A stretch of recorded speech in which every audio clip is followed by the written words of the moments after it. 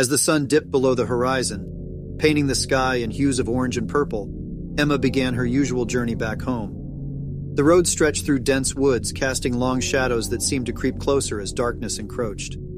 As she drove, the radio occasionally crackled with static, adding an eerie backdrop to the already unsettling scenery.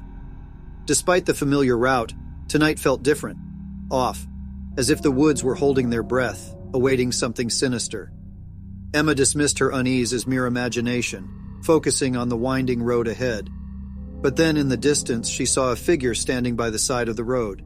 A hitchhiker, perhaps? She slowed down, hesitating for a moment. The silhouette seemed distant and blurry, but something about it sent shivers down her spine. She decided to err on the side of caution and continued driving, suppressing the sudden knot in her stomach. As she passed the figure, a chill rushed through her car, causing her breath to fog.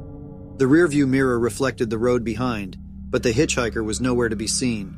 Her heart raced, and she tried to convince herself it was just her imagination playing tricks.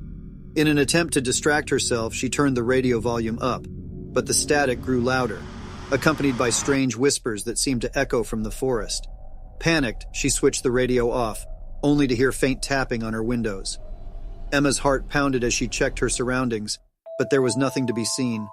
Suddenly, her headlights flickered, and the car's engine sputtered. Fear gripped her as the car rolled to a halt, leaving her stranded in the darkness. Her phone had no signal, and she was too far from civilization to ask for help. Stifling her rising panic, Emma decided to leave the car and check the engine. With a flashlight in hand, she cautiously stepped out, her every sense on high alert. The forest felt alive, its rustling leaves and ominous shadows conspiring to unnerve her. As she lifted the car's hood, she noticed a pair of glowing eyes watching her from the underbrush. Frozen with fear, she shined the flashlight towards the source, revealing a grotesque creature, a mix of man and beast, crouching in the darkness.